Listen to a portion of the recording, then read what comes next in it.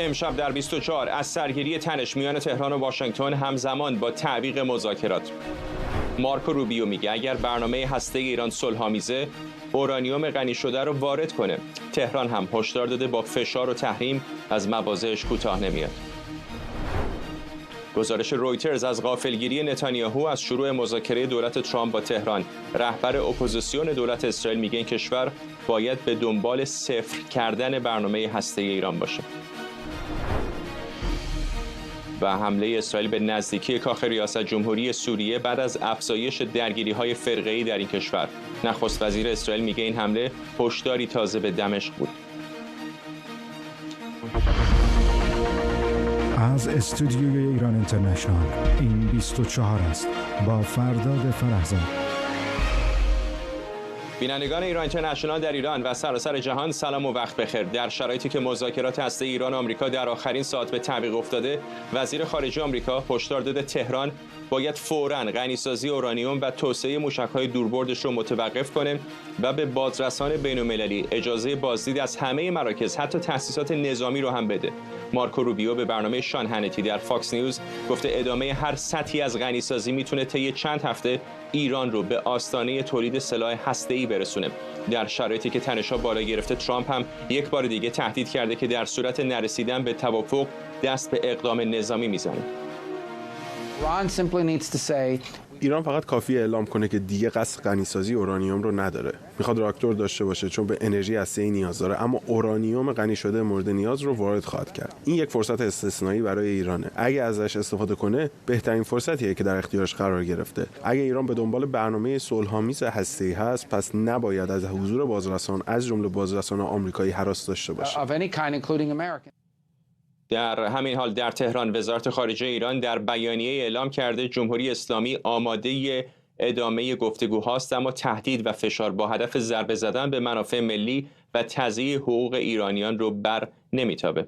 همکارم سمیرا قرایی از کاخ سفید با ما. سمیرا، یک بار دیگه آقای روبیو این بار داره عملاً میگه که غنیسازی رو به طور کامل جمهوری اسلامی باید کنار بذاره.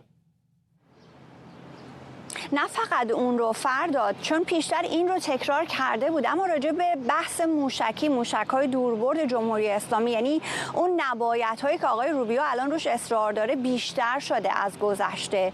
آقای روبیو الان مشاور موقت امنیت ملی ایالات متحده هم هست، وزیر خارجه آمریکا هم هست. شب گذشته در صحبت‌هایی که با آقای کنیتی انجام داده بود خیلی روشن میگه که غنیسازی باید به صفر برسه. جمهوری اسلامی اجازه غنیسازی نداره. جمهوری اسلامی حق حمایت از گروه‌های نیابتی منطقه‌اش رو نداره. جمهوری اسلامی نباید از حوثی‌های یمن حمایت انجام بده. جمهوری اسلامی باید برنامه موشکی دوربردش رو بگذاره کنار. جمهوری اسلامی موشک دوربرد نداره، چندین موشک بالیستیک میان برد داره و برخی از اینها هستند که قابلیت حمل سلاح هسته‌ای دارن. اون چیزی که جامعه جهانی و نه صرفاً ایالات متحده نگران راجبش. حالا وقتی آقای روبیو میگه که موشک‌های دوربرد، منظورش دقیقاً چه هست؟ چون بعدش اشاره میکنه به این سلاح هسته‌ای. اینها همه باید یک مقدار با جزئیات روشن بشه، اما در کلیت حرفای تازه‌ای هست، نبایدهایی است که خیلی صریح و روشن در میانه مذاکرات ایران و آمریکا داره ذکر میشه. مذاکراتی که در شرایط فعلی هم در جریان نیست. میدونیم که دور چهارم لغو شده. عمان گفته بود به خاطر مسائل لوجستیک هست، اما به نظر میرسه که رخدادهای گوناگونی پشت پرده در حال رقم خوردن باشه. هم صحبت‌های آقای روبیو رو داریم که خیلی روشن داره میگه غنیسازی باید به صفر برسه، هم صحبت‌های 24 ساعت گذشته آقای ترامپ رو داریم که هم به بحث نفت ایران اشاره کرد. صبح دیروز عصر آمد در تروث سوشال راجع به نفت ایران گفت که از بقیه کشورها، از بقیه بازیگران تجاری خواست که نفت جمهوری اسلامی رو نخرند. هم گزارش رویترز هست فرداد. امروز رویترز با چندین و چند منبع آگاه صحبت کرده و جزئیاتی رو منتشر کرده از آنچه که در جریان 3 دور گفتگو بین ایران و آمریکا مطرح شده. ما پیشتر در تمام این مدتی که مذاکرات در جریان بود جزئیاتی از گفتگوها نشنیده بودیم، بجز خبر اختصاصی ایران اینترنشنال که در 3 گام عنوان کرده بود ایران و آمریکا به دنبال توافق هستند. این گونه با جزئیات چیزی نشنیده بودیم، چه در رابطه با غنیسازی که ایالات متحده در اون مذاکره بحث 3.67% رو باز گذاشته، یعنی ایران برداشتش اینه که میتونه این کار انجام بده. راجع به تعداد سانتریفیوژ صحبت شده، راجع به انباشت اورانیوم غنی‌سازی شده صحبت شده. خط قرمز علی خامنه‌ای این بوده که چیزی کمتر از برجام نشه، یعنی هر چقدر جمهوری اسلامی میتونه انباشت بکنه بر اساس برجام از اون پایینتر نیاد. زمان انتشار این گزارش که در این 2-3 روز که انقدر تحولات ما داشتیم در خور توجه هست که الان این منابع آگاه به زبان آمدن دارن جزئیات رو افشا میکنند. بیانیه وزارت خارجه جمهوری اسلامی که بهش اشاره کردی هم مهم هست، نشون میده که یک هراسی وجود داره از اینکه آمریکا به کل بخواد مذاکرات رو ترک بکنه. در بیانیه اگرچه انتقاداتی دارن با آمریکا میکنن بر سر کارهایی که آمریکا نه در این یک هفته در تمامی این مدتی که آقای ترامپ آمده انجام داده، یعنی تحریم ها اولین تحریم نیست که دولت آمریکا وضع کرده علیه جمهوری اسلامی. اون در اون بیانیه به رغم اون انتقادات میگن ما همچنان میخوایم مذاکره رو انجام بدیم. رسانه ها رو هم اگر نگاه بکنیم، نور نیوز رو اگر نگاه بکنیم نزدیک به شورای عالی امنیت ملی، اگر تصمیم رو نگاه بکنیم نزدیک به سپاه پاسداران، انتقاداتشون نسبت به ترامپ تند شده و میگن که دولت ترامپ سردرگم آشفته است، یک سیاست روشن در قبال جمهوری اسلامی نداره. به وضوح معلومه که در بدنه دولت ترامپ اتفاقاتی در حال رخ دادنه که تأثیر شده لغو دور 4 مذاکرات و جمهوری اسلامی به هیچ عنوان از این وضعیت خوشحال نیست. ممنونم از تو. سمیرا قرایی از داخل کاخ سفید از واشنگتن دی سی با ما. آرام حسامی استاد علوم سیاسی کالج مونتگومری از مریلند با ماست. آقای حسامی، دو طرف خطوط قرمز مشخصی کم و بیش دارن. اونطوری که طرف جمهوری اسلامی دست کم تا الان میگفت اینه که غنی‌سازی و طبیعتاً برنامه موشکی و نظامیشون خط قرمز اونهاست. الان به نظر میرسه که خط قرمز آمریکایی‌ها به طور کلی غنی‌سازی اورانیوم در داخل خاک ایران هست و شاید حتی برنامه موشکی رو هم الان بشه به اون اضافه کرد. این تقابل خط قرمزها به کجا ما رو خواهد برد؟ بله، جالبه که نه تنها تناقض در خود صحبت‌های جمهوری اسلامی است، بلکه تناقض در صحبت‌های دولت ترامپ هم است. اگر یادتون باشه 3 دور قبلی مذاکرات قبل از اینکه قرار بود که روم شنبه صحبت کنن، خبرها یا خیلی مثبت بود که داریم صحبت میکنیم، داریم به جزئیات میپردازیم، یا اینکه داریم پیش میریم و ادامه خواهیم داد. ولی این صحبت‌های چند روز آخر مثلا از طرف دولت ترامپ و بعد اون عوض شدن کادر که میدونید والتز، رفتن والتز و اومدن مارک روبیو به رئیس شورای امنیت ملی، اینها باعث میشه که یه علائم دیگه‌ای داره از دولت آقای ترامپ بیرون میاد. حالا اینو میتونید بذارید جزء مذاکره و جزء خط نشون کشیدن با تحریم بیشتر و 7 کشور رو که پتروشیمی و نفت ایران و بنزین ایران رو نخرن روبرو میشه. در واقع میدونید کاری که میکنه این است که با اون روایتی که جمهوری اسلامی و حتی آمریکا داشت که ما از مواد، مثلا جمهوری اسلامی که ما از موضع ضعف وارد مذاکرات نشدیم و ما حداقلمون برجام هست و مسئله غنی‌سازی اورانیوم و اون که تا حالا غنی شده رو کجا ببریم، جزئیات تا امروز اینجوری بود. این 3-4 روز گذشته مثل که بازی عوض شده. حالا خود این میتونه تاکتیک در واقع مذاکره باشه، اما اون چیزی که به نظر من مشخصه سمیرا هم گفت، این که مسئله لوجستیک که جا نداریم و نمی‌دونیم قرار نبوده هممون توافق نکرده بودیم نیست، این یه بازی دیگه است. آیا فکر میکنید کلا غنی‌سازی اورانیوم، حالا سر موشکی هم حرف میزنیم، چیزی باشه که خامنه‌ای حاضر باشه جمهوری اسلامی ازش کنار بکشه؟ ببینید طبق NPT، یعنی در واقع اون تعهدی که جمهوری اسلامی داره و اون متمم NPT، یک حق و حقوقی برای کشورهایی که حالا زیر 3.7 زیر 4% شما میتونید در واقع غنی کنید وجود داره. حالا اگر شما اینقدر بی‌اعتمادی است که همونجور که صحبت کردیم، اگر سقف مطالبات آمریکا و جهان غرب بایستی بگم الان یا اسرائیل است که لیبی باشه، یعنی در حقیقت اینو کاملا متوقف کنن، یه بحثیه که این سقفشه، یعنی این دیگه مسئله مذاکره نیست، این مسئله تسلیم کامله. اما اگر مسئله برجام و مسائل جنبی برجام مثلا نیابتی یا موشکی ها باشه، اون باز یه بحث دیگه ای میشه. حتی متمم یا بازرسانی که الان مارکو روبیو اصرار داره، IAEA یا آژانس در واقع طبق متمم که برجام جزش بود که در واقع راستی آزمایی انجام بدن وجود داره. ولی الان من فکر کنم این بیشتر جنبه دست بالا گرفتن و مذاکرات رو و ضعیف کردن موضع جمهوری اسلامی مد نظر است. یه چیزی هم من اضافه کنم، شاید همونجوری که میدونید در خود تیم آقای ترامپ هم یک تناقض یا یک در واقع تغییری به وجود اومده، هم از نظر متد هم از نظر در واقع استراتژی کلی در مقابل ایران، و اینا ممکنه اون دعوای درونی است که اینجوری در واقع بازتاب پیدا میکنه. همونجوری که در فکر کنم سمیرا باز گفت در رسانه‌های ایران هم میبینید بعضیا میگن ما چرا بایستی مذاکره کنیم با کسی که همیشه لغو کرده، نقض کرده تعهدی رو که بسته. و این در واقع هم یک در ایالات متحده هم در جمهوری اسلامی این گروه های فشار رو میبینید که دارن این بازی رو انجام میدن. رفتن به فاکس نیوز و صحبت های مارکو روبیو هم یه جنبه میتونه پابلیک دیپلماسی باشه، یا در واقع اون بیس یا اون پایه حزب جمهوری خواه یا اونایی که طرفدار اسرائیل هستن مطالبات حد اکثری رو مطرح کنه.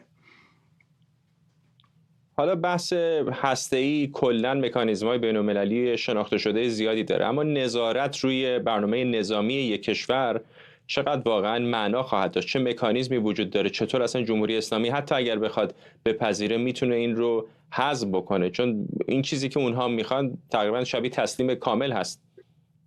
بله، اگه یادتون باشه پامپیو، من اسمش گذاشتم یه چیزی مثل 12 فرمان پامپیو بود.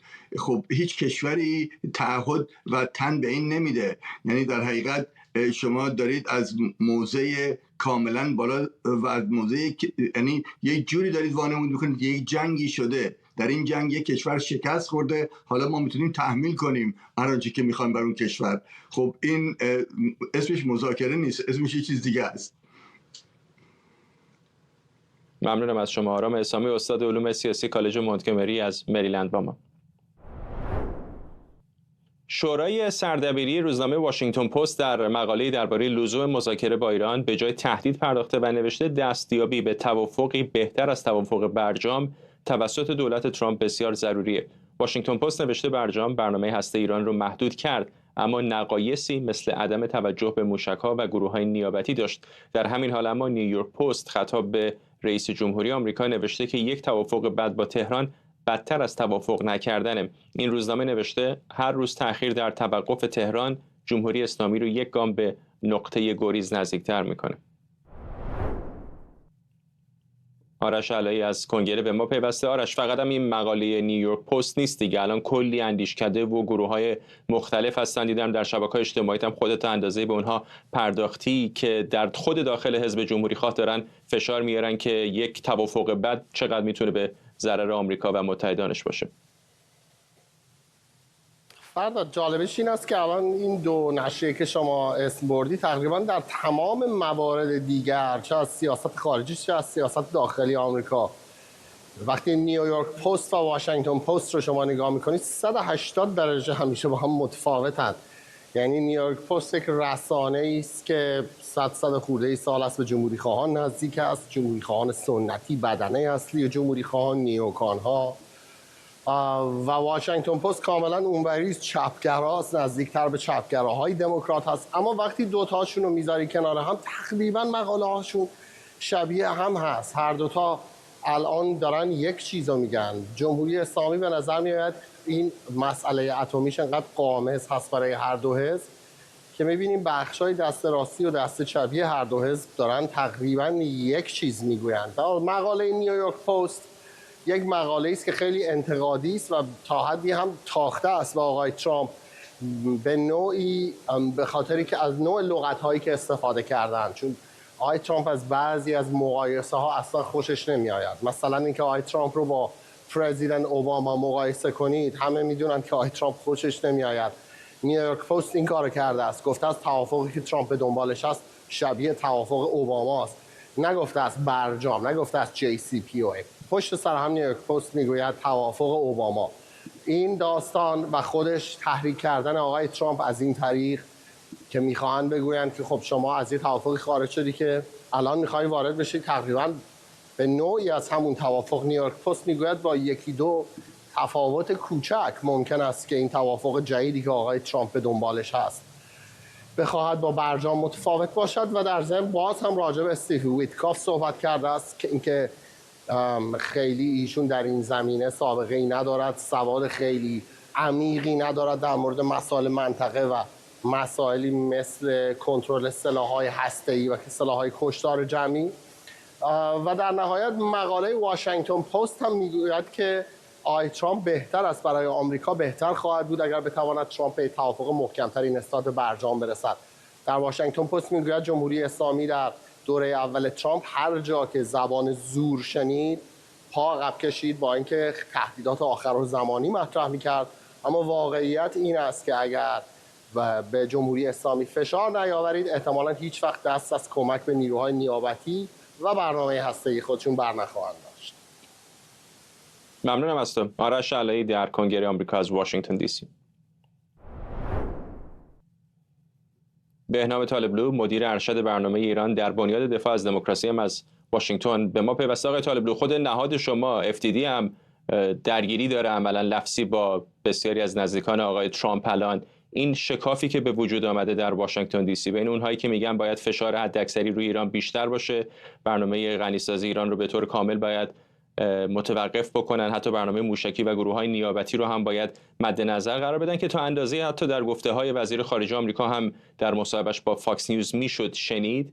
در این حال میدونیم طیف دیگری هم در کابینه الان هستند که نگاه انزوا طلب‌تری دارن و یک نگرانی به نظر برای بسیاری از جمله شاید نهاد شما این هستش که شاید اونها بتونن به یک توافقی برسن که الزاماً خیلی بهتر از برجام یک نباشه. ممنونم از دعوتت فرداد خان.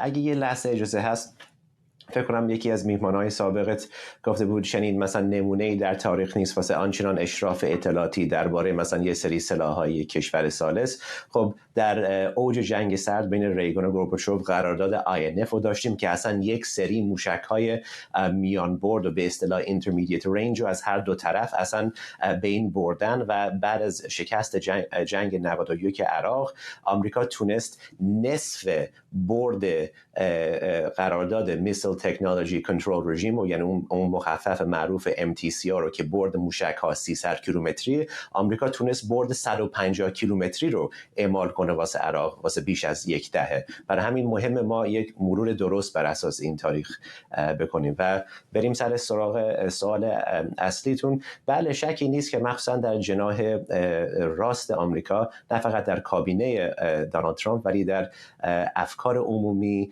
در رسانه ها، در اندیشکده ها، در نهادهای سیاسی بحث هست که چجوری هر یکی از این جریانا بتونه اون اهدافی رو که خود دونالد ترامپ هم در ترم اول هم در ترم دوم ارائه داده، که اینی که جمهوری اسلامی ایران نمیتونه دست پیدا کنه به خطرناکترین سلاح‌ها، یعنی سلاح‌های کشتار جمعی، یعنی یک سلاح اتمی. بحث بر اثر روایت‌ها نیست، بحث بر اثر فن، بر اثر سیاسته. یه سری میگن خب حداقل این برنامه رو به تعلیق بندازیم، یه سری اشراف مثلا هسته‌ای باشه، بازرسی‌ها بیشتر بشه. یه جناح دیگه، اونم جناح ماست در بنیاد دفاع از دموکراسی، میگیم که به خاطر ریسکایی که جمهوری اسلامی بدون یک سلاح هسته‌ای در چند سال اخیر داشته، به خاطر رشد چشمگیر برنامه هسته‌ای جمهوری اسلامی ایران زیر آقای پرزیدنت جو بایدن و بر اساس این حدوداً 20 سال نقض پروتکل الحاقی که هنوزم متاسفانه نقض شده از طریق جمهوری اسلامی، نمیتونیم به چنین قراردادی کوتاهی اعتماد کنیم. بنابراین باید بریم سراغ خل سلاح کامل و وقتی هم دشمنتون انقدر ضعیفه در منطقه، در داخل کشور، از لحاظ اقتصادی، از مواضع سیاسی، نبایسته یک ابرقدرت مثل آمریکا زانو بزنه هی بره سمت حداقل در رابطه با چنین دشمنی. ولی این اختلافات خیلی داره عیان میشه. اینطور نیست یعنی اگر قبلا در کریدورهای قدرت بود، در کنگره توی اتاقها این حرفا رو میزدن یا در کاخ سفید، الان میبینیم در توییتر و شبکه‌های اجتماعی خیلی علنا دارن علیه هم حرف میزنن. این چه سیگنالی به نظرتون به تهران خواهد داد و چقدر نگرانید که اتفاقا جمهوری اسلامی از این شکاف‌ها استفاده کنه؟ خب طبیعتاً و متاسفانه اینو عرض کنم، جمهوری اسلامی نه تنها ولی دوستان مثلا مستبد خودش در این محور مستبدین در روسیه، در کره شمالی، در چین، تا حتی گهگاهی هم در کوبا و ونزوئلا سوار این موجهای مختلف میشن. ولی آمریکا بین یه سری کشورهای دموکراتیک در غرب دیگه جامعه بازیه و جامعه باز هم بایستی بمونه و هم این حق انتقاد رو دارن، هم از زاویه چپ، هم از زاویه راست، هم از زاویه مثلا فشار حداکثری، هم از زاویه نمیدونم انزواگرا یا غیره و ذالک. و ما هم این حق رو این احترام رو نگه می‌داریم و این حق رو محترم می‌دونیم. ولی اینه که وقتی شخصی میشه متاسفانه نه جریان چپ برنده است نه جریان راست برنده است. متاسفانه دشمنان آمریکا وقتی سوار این موج میشن اونا برنده میشن. آقای طالبلو، میتونم حدس بزنم که بالاخره بر اساس آنچه که تا حالا چه در رسانه‌ها گفته شده چه در محافل قدرت در واشنگتن داره گفته میشه، یک تصویری دارید که مذاکرات به کدام سو داره میره؟ تصورتون الان که حدوداً 4 جلسه گذشته، هرچند جلسه آخرش فعلا به تعویق افتاده، از روند مذاکرات چیه؟ به نظرتون داریم به توافق میرسیم یا به تقابل؟ والا فعلا که به تأخیره.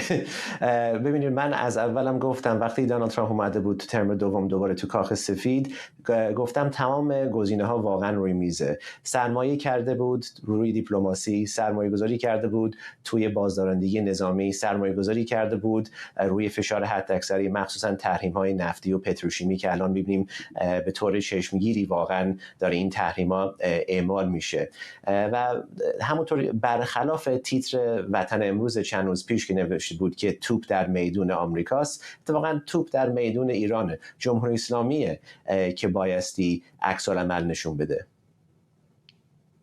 یک سوال خیلی کوتاه دیگه هم ازتون بپرسم در مورد انتقال آقای والتز هست که اول حرف از این زده شد که اصلا کلا اون رو دارن برکنار میکنن، حالا پست سفارت نمایندگی آمریکا در سازمان ملل رو به او دادن، در نیویورک به او دادن. فکر میکنید که ارتباطی میتونه داشته باشه با همین بحث مذاکرات و کنار رفتن او چه نقشی خواهد داشت در این بالانس این دو طیفی که بهش اشاره شد؟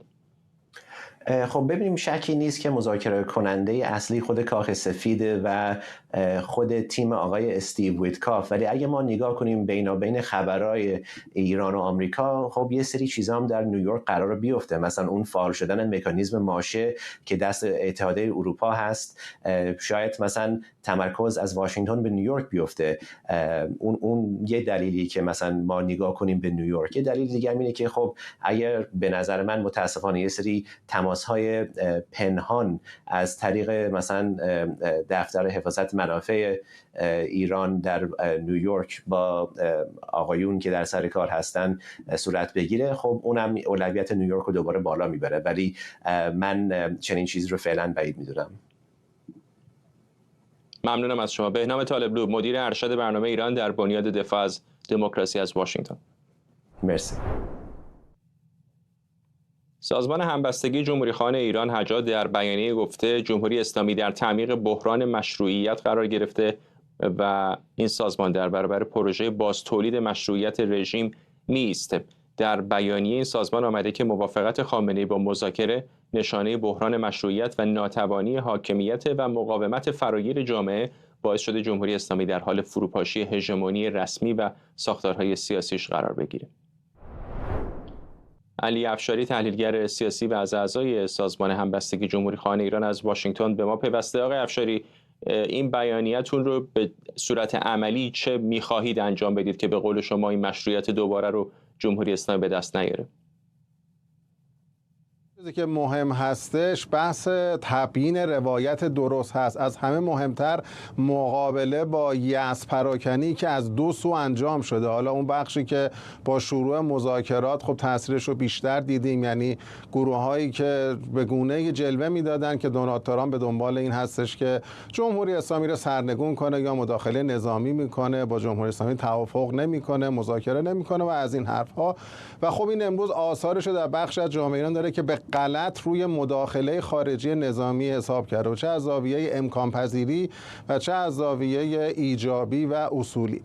بخش دوم بخشی است که مترصد و منتظر هست که توافق انجام بشه، که محوریتش با اصلاح طلبان هست. اعلام بکنن که بله دیگه ساختار موجود تثبیت شده و امکان تغییرات راهبردی ساختاری و تغییر جمهوری اسلامی وجود نداره. این مجموعه هم خیلی تلاش میکنه که تنوع و تکثر درون اپوزیسیون رو نادیده بگیره و محدودش بکنه به اون گروه هایی که حالا آشکارا یا مخفیانه به دنبال مداخله خارجی بودن و جدا از حالا موضع غلطی که داشتن، ارزیابیشون هم از آنچه رخ خواهد داد درست نبوده. بنابراین همبستگی جمهوری خواهان ایران در وهله اول تلاش میکنه که صورتبندی درستی شکل بگیره و اگر توافقی هم انجام بشه این شکست جمهوری اسلامیه، نه پیروزی جمهوری اسلامی. یعنی در این بیانیه به تصریح آمده که عامل اصلی که خامنه ای رو وادار به عقب نشینی کرد، از اون چیزی که اون رو خیانت نامیده بود، از اون چیزی که میگفت با اصول شرافت مغایرت داره، نشسته با قاتل قاسم سلیمانی داره گفتگو میکنه و میخواد به توافق برسه، این نه ناشی از تغییر یا تجدید نظر ایدئولوژیکه، نه اینکه نظام به یک عقلانیت تاکتیکی و عملی رسیده و نه حتی لزوما به خاطر ضعف نسبیش در موقعیت منطقه‌ایش هست، بلکه عامل اصلی از شکستی که از مردم ایران خورده و تهدیدات و احساس خطری که از بقای خودش میکنه. یعنی مجموعه مبارزاتی که زنان ایرانی پیشگامش بودن، معلمان، کارگران، بخش‌های مختلف جامعه نخبگان ایران در کنار توده مردم از ماه 96 به بعد جمهوری اسلامی رو در کنج قرار داده. بنابراین توافقی هم بشه دوباره نشون میده که راه درست کجاست که جامعه ایران با برطرف شدن خطر جنگ، با برطرف شدن افزایش ریسک ها بتونه با اتکا خودش با قدرت بیشتری همین مسیر رو جلو ببره و دستگاه سرکوب حکومت رو دچار فرسایش بیشتری بکنه که زمینگیر بشه. در واقع ما میخوام این پیام رو به جامعه بدیم که توافق حقیقی که در دراز مدت ارزش ماندگار داره توافقی هستش که از متن جامعه متکثر ایران برخواسته، نه توافق بین جمهوری اسلامی با دولت آمریکا یا دولت‌های اروپایی یا غیره. در اصل توافقی که بین شهروندان بشه آقای افشاری، این از قبل از دل مبارزات خودبنیاد مردم ایران، ایستادگی گرایش هایی که این عصر رو میپذیرند که ایران رو باید شهروندان آزاد و همتراز اداره بکنن که در درون ظرف واحدی به نام ظرف واحد در تئوری نمیفهم آقای افشاری، ولی در عمل به چه صورت است؟ بسیاری از کشورهای جهان دموکراتیک نیستن، دولتاشون الزاما نماینده همه مردم نیستن. ایالات متحده به نظر شما الان که وسط مذاکرات هست چه کار باید بکنه که اون چیزی که شما میخواید روی زمین اتفاق بیفته؟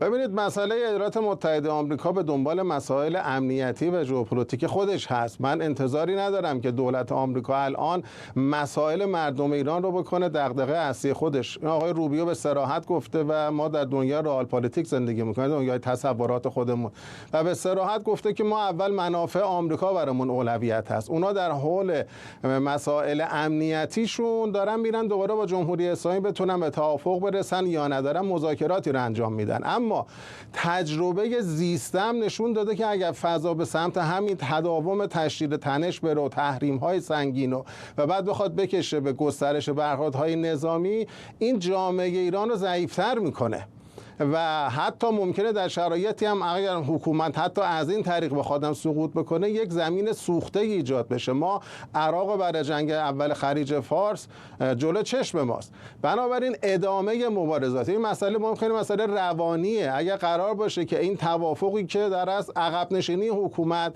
از سیاست‌های خودشه، فروپاشی اسطوره‌های هویتیش هست، این رو بخواد بکنه تبدیل به قدرت خودش و اینکه اپوزیسیون رو بخواد منکوب بکنه، بگه اینا همه روی مداخله خارجی حساب کرده بودن، این معادلات روانی و سیاسی رو به ضرر اکثریت مردم ایران و اپوزیسیون به هم میزنه. بنابراین اینجا ما یک بحث سیاسی رو داریم. هیچ کدوم از ایرانی ها الان ابزاری ندارن در این مذاکرات. از دو طرف دو تا دولتی هستن که نشستن دارن با همدیگه سبک سنگین میکنن رو مسائلی که اصلا مسائل هیچ دو طرف مسائل مردم ایران نیست و دو راه عملی هم بیشتر وجود نداره. رو کاغذ میشه خیلی چیزا رو نوشت ولی در عمل دو راهه، یا به یک توافق شکننده میرسن که به هر صورت حالا بخش از تحریم‌ها برداشته میشه و در نهایت هم تحریم‌ها قربانی هستش مردمن. پولی که کم میشه از جیب مقامات حکومتی و بریز و بپاشاشون و کمک به نیروهای متحدشون تو منطقه و دستگاه سرکوب که نمیزنن، بودجه سپاه که نمیزنن، از توسعه زیرساخت‌ها میزنن، از امنیت و ایمنی مردم میزنن. همین اتفاقی که بخش شما در بندر عباس شاهد بریم و این میتونه گسترش پیدا بکنه. بنابراین در این فضا با این فضایی که مثلا توضیح دادم، یک راه اینه و اومدم ممکنه منجر بشه به برخوردهای نظامی که اونم هیچ کس نمیتونه بگه که فرجام نهایی برخورد نظامی چه خواهد بود. ما الان یه ماکتی رو داریم میبینیم، آمریکاست با حوثی‌های یمن و اون چیزی که مد نظر دولت آمریکا بوده محقق نشده و طرف دیگر هم یا بالاخره توافق یا رفتن به سمت تشدید تنش و جنگ. راه سومی وجود نداره. اما باز هم تاکید میکنم مسئله اصلی مردم ایران عبور از جمهوری اسلامی با اتکا به داشته‌های خودشونه. ما یک قرن تاریخ رو داریم از زمان بعد جنگ جهانی اول.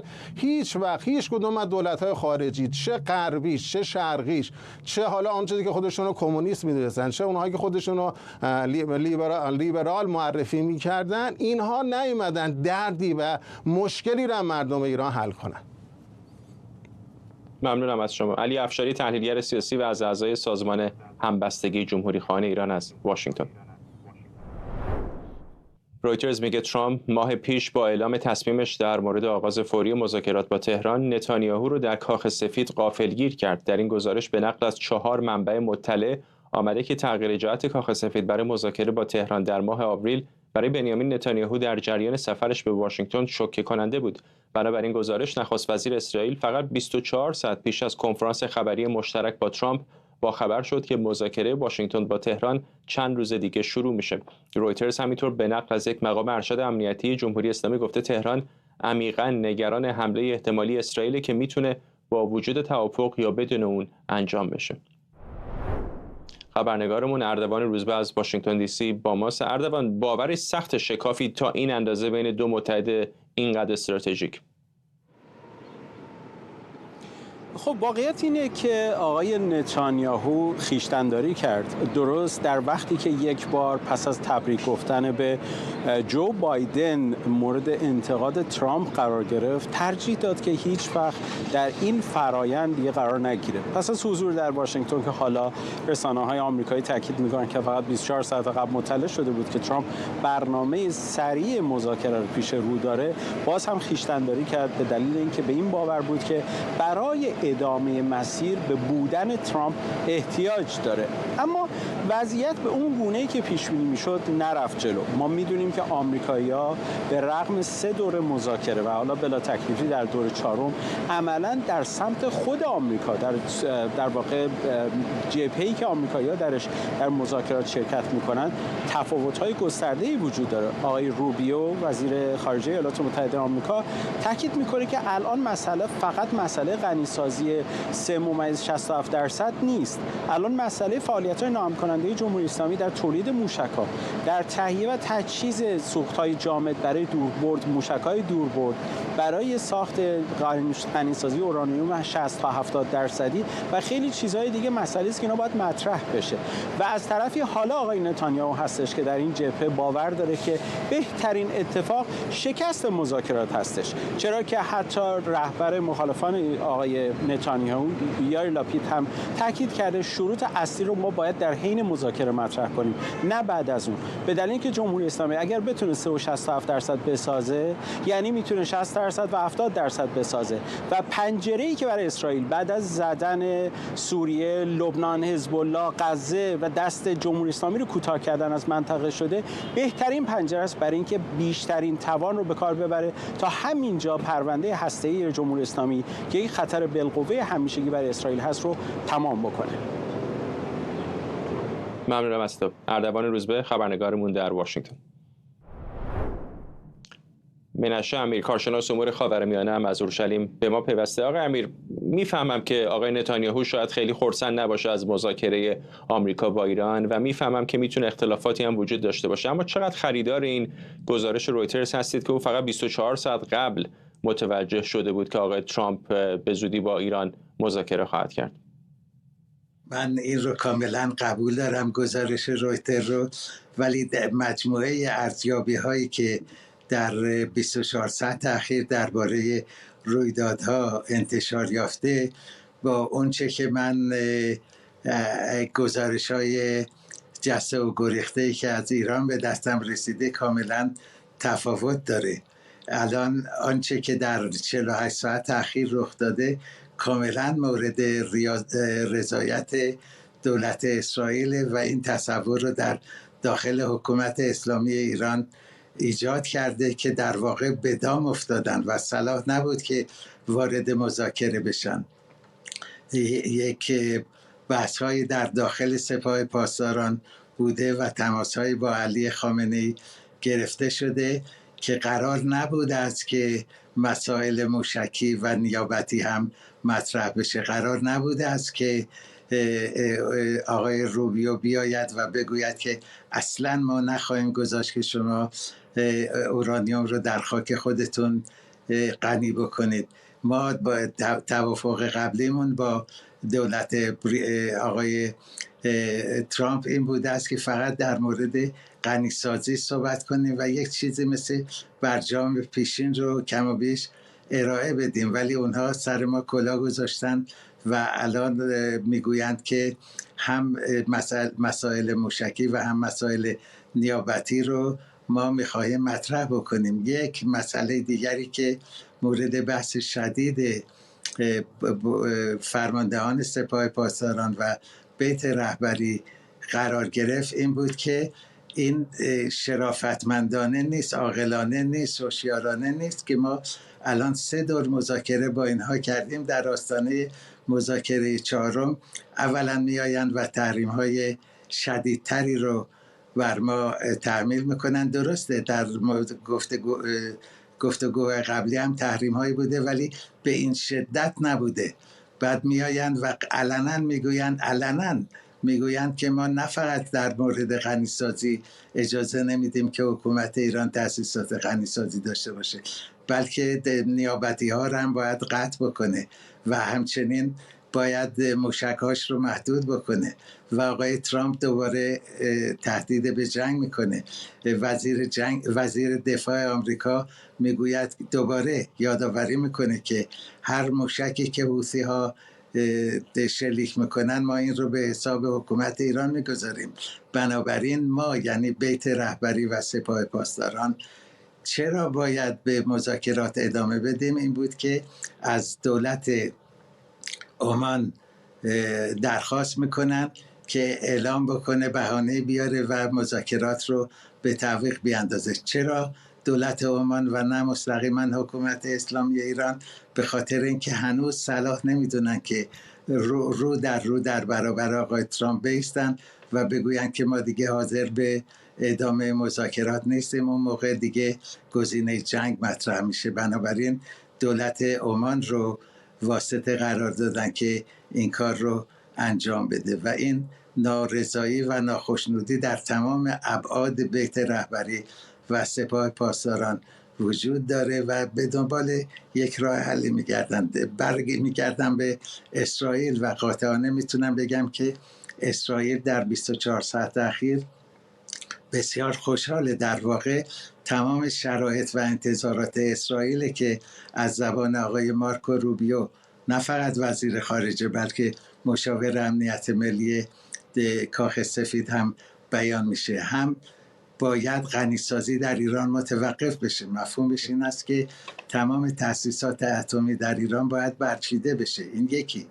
دوم مسئله محدود کردن موشک‌های تولید شده در ایرانه و سوم نیابتی هاست. اینها دقیقاً همون خواسته ها و انتظاراتی است که دولت اسرائیل داشت.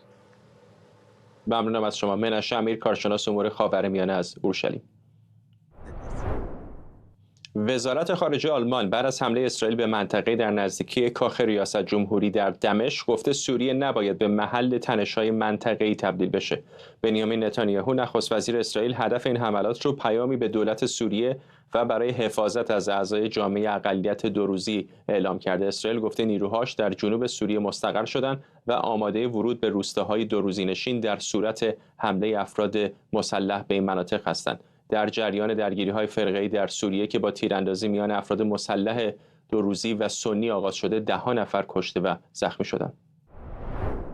مهرداد فرهمند، تحلیلگر مسائل خاورمیانه از استانبول با ماست. آقای فرهمند، همین الان هم شرایط روابط سوریه و اسرائیل بسیار پیچیده است، هرچند که دولت جدید سوریه سیگنال هایی داده که شاید اونها حاضر باشن حتی شاید با اسرائیل به توافق و صلحی برسن. چقدر حملات این چنینی میتونه شرایط رو پیچیده تر کنه؟